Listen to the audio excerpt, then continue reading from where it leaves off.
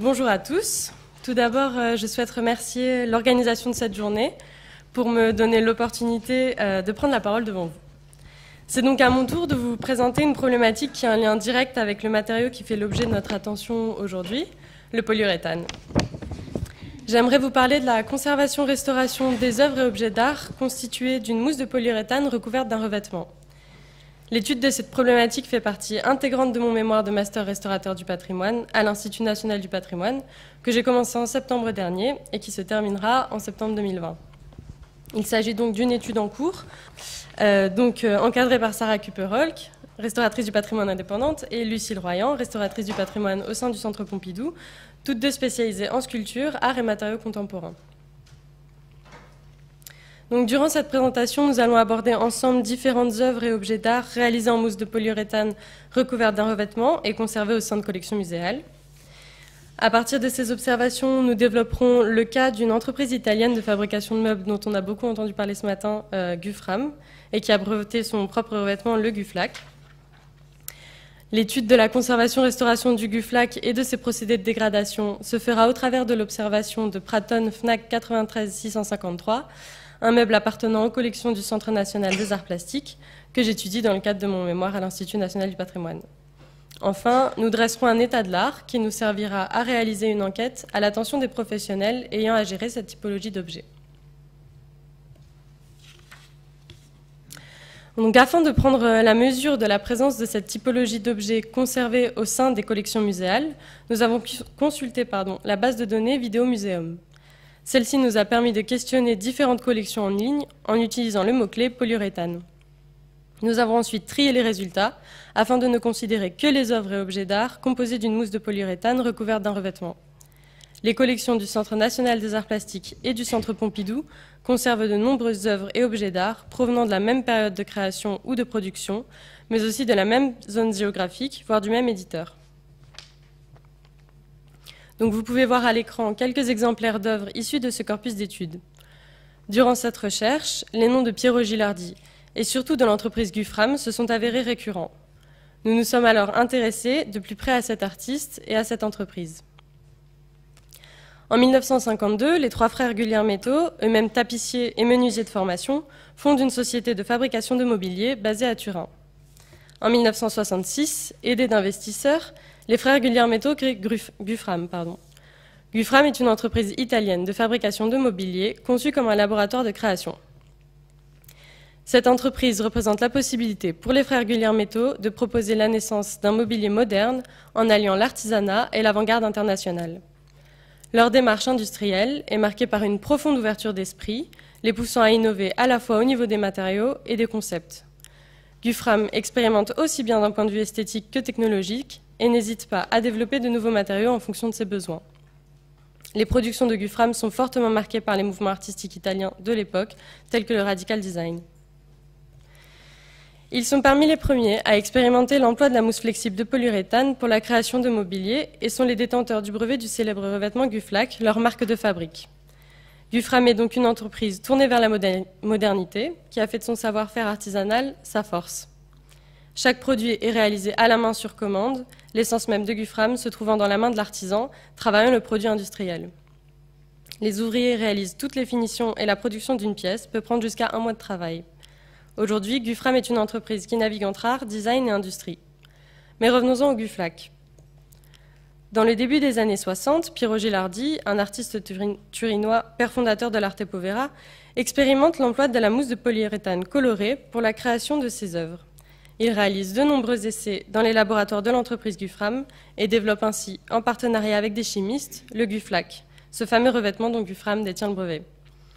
Il s'agissait dans les premières années d'un mélange aqueux de latex de caoutchouc synthétique ou de résine vinyle, respectivement à 70 et 30%. La couleur était réalisée en ajoutant du colorant à ce mélange. Piero Gilardi a commencé par expérimenter la coloration dans la masse de la mousse par trempage, ainsi que l'application d'une peinture sur la mousse, au pinceau ou si nécessaire au spray. Cela a mené au développement plus tard, au détour d'expérimentation, de la structure mousse, revêtement coloré, revêtement de surface transparent, que l'on peut observer sur des productions plus récentes. l'évolution des expérimentations de Piero Gilardi a mené à l'élaboration d'un revêtement protecteur perçu comme une véritable innovation technologique. En effet, à cette époque, les meubles contemporains réalisés en mousse de polyuréthane étaient recouverts d'un tissu protecteur. L'emploi de la mousse était déjà une innovation en soi, mais ses possibilités formelles étaient parfois entravées par la technologie du revêtement en tissu. Ainsi, lorsque Gilardi développa Guflac, Gufram y a vu l'opportunité de décliner et d'adapter ce revêtement à de nouvelles créations, permettant ainsi la mise en place de formes nouvelles qu'un revêtement textile n'aurait jamais permis. À ce propos, Axel Liberty, directeur de produit chez Gufram, nous a confié lors d'un entretien qu'il pense que Guflac a été créé et utilisé afin d'élargir le champ des possibilités de création et de production. Cela donne un aspect surréaliste aux productions, puisqu'on s'attend à ce qu'elles soient réalisées en plastique dur, puis on a la surprise de découvrir qu'elles sont en fait souples. Guflac a donc permis d'ouvrir le champ des possibilités au niveau de la production, de l'esthétique, de la fonctionnalité et de la durabilité des productions de Gufram. Par exemple, un objet comme Cactus, que vous voyez derrière moi, dessiné par Drocco et Mello et dont Gilardi a réalisé le moule, n'aurait pas pu voir le jour sans l'innovation technologique que représente le Guflac. Tapisser cette forme paraît complexe et ne donnerait pas le même rendu que celui obtenu avec ce revêtement. De plus, le Guflac agit comme un agent protecteur de la mousse de polyuréthane. En l'enveloppant totalement, il inhibe l'action des agents de dégradation et ralentit son processus de détérioration. Guflac a donc un rôle esthétique de finition, mais plus encore, un rôle fonctionnel de protection. C'est ainsi que Gufram développera une gamme d'objets à base de mousse de polyuréthane recouvert de Guflac. Le fauteuil Praton, qui signifie littéralement prêt en français, a été conçu en 1966 par Giorgio Ceretti, Riccardo Rosso et Pietro de Rossi et a été édité pour la première fois en 1971 par Gufram, puis réédité dès 1986. Le fauteuil Praton Fnac 93 653, provenant des collections du Knapp, a été édité en 1992. Il mesure 100 par 140 par 140 cm et pèse environ 60 kg. Il est réalisé en mousse de polyuréthane éther, recouverte d'un revêtement Guflac à base de polyisoprène. Une base, sûrement composée de 3 blocs de mousse de polyuréthane réalisés par moulage par injection puis collés entre eux, reçoit 42 blocs de mousse de polyuréthane moulés par injection en forme de brin d'herbe. Praton Fnac 93 653 a été édité en 1992 par Gufram, puis vendu en 1993 par Altras au Centre national des arts plastiques. Il est depuis l'unique exemplaire de Praton présent dans les collections publiques françaises. Entre 1993 et 2001, Praton Fnac 93 653 ne quitte pas les réserves du Knapp. Mais dès 2001 et ce jusqu'en 2016, il entame de nombreux voyages au gré des missions de la collection dont il fait partie. En septembre 2019, Praton Fnac 93 653 intègre l'atelier de restauration de mobilier de l'Institut national du patrimoine pour études. En 2001, les constats d'état des différents agents évoquent une décoloration de l'objet. Dès 2007, un agent mentionne pour la première fois une odeur particulière qui émane de l'objet à l'occasion de la réalisation d'un constat d'état. Praton Fnac 93 653, acquis dès sa réalisation par le Knapp, n'a donc jamais été utilisé en tant que meuble, ce qui n'est pas le cas d'autres exemplaires de Praton présents en collection muséale. Initialement, Praton était conçu pour être un monochrome vert, et nous savons que la couleur que présente Praton Fnac 93 653 aujourd'hui est singulière et ne représente pas la couleur des autres exemplaires. En plus de cette décoloration, le revêtement est adhérent par endroits, présente des pulvérulences, des éraflures, mais aussi l'ensemble de l'objet présente des déformations. Alors nous nous sommes questionnés, qu'est-ce que le Guflac et pourquoi se dégrade-t-il de la sorte? Guflac serait en fait l'association de plusieurs couches colorées recouvertes d'une couche transparente. C'est ce sandwich qui compose le revêtement. Cette suggestion a été appuyée par des observations sous microscope, réalisées sur un exemplaire de Praton, édité en 2015 par Gufram pour le musée du design italien de la Triennale de Milan. Sur cette image, nous pouvons observer plusieurs couches colorées, car cet exemplaire a fait l'objet de reprises par les éditeurs.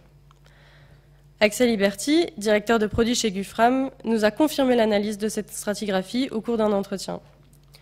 Le Guflac, lorsqu'il a été conçu par Gilardi, était composé comme nous l'avons dit, de résine vinylique ou de latex de caoutchouc synthétique. Mais qu'en est-il du Guflac que l'on retrouve sur les œuvres en musée?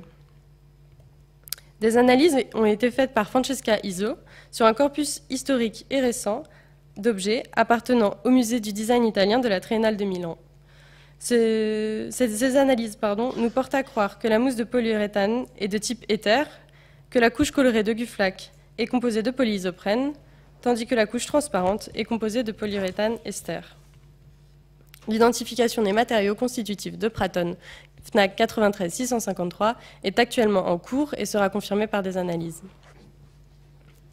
Comme nous l'avons évoqué précédemment, outre le rôle esthétique de Guflack, il a aussi un rôle de protection en inhibant l'action des facteurs de dégradation tels que l'humidité ou encore les ultraviolets sur la mousse de polyuréthane.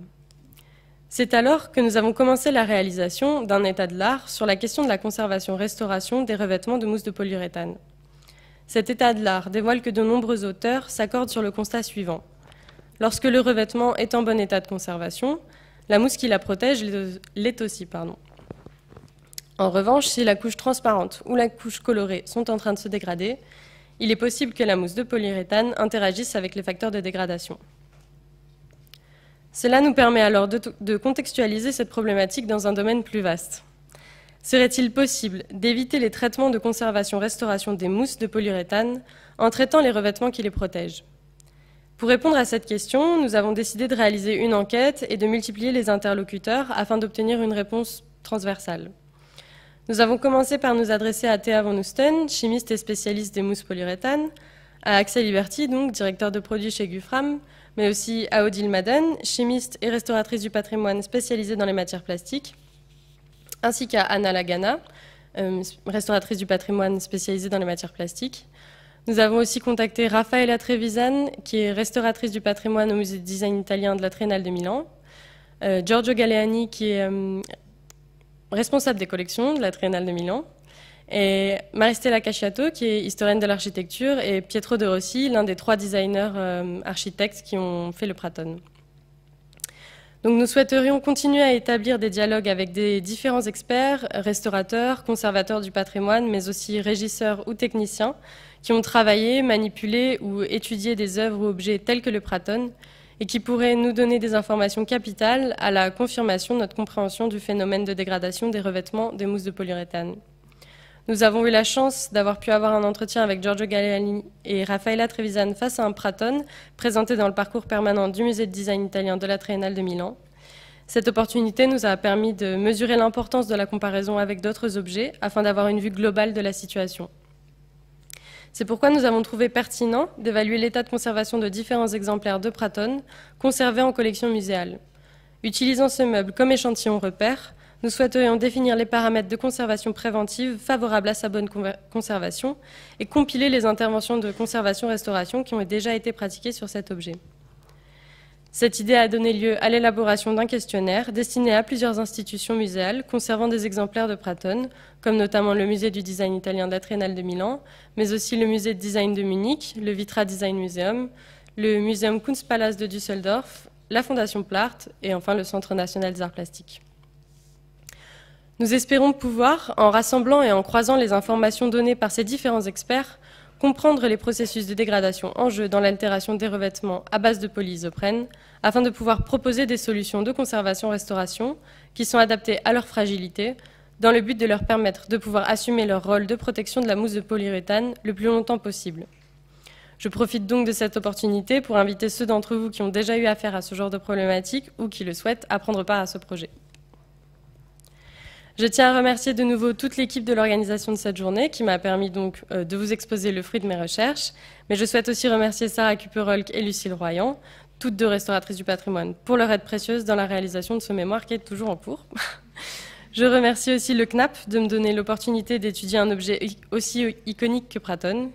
Et enfin, je souhaite remercier mes différents interlocuteurs qui ont permis d'éclairer ma lanterne et d'expandre mes idées telle une mousse sans moule. Je vous remercie de votre attention.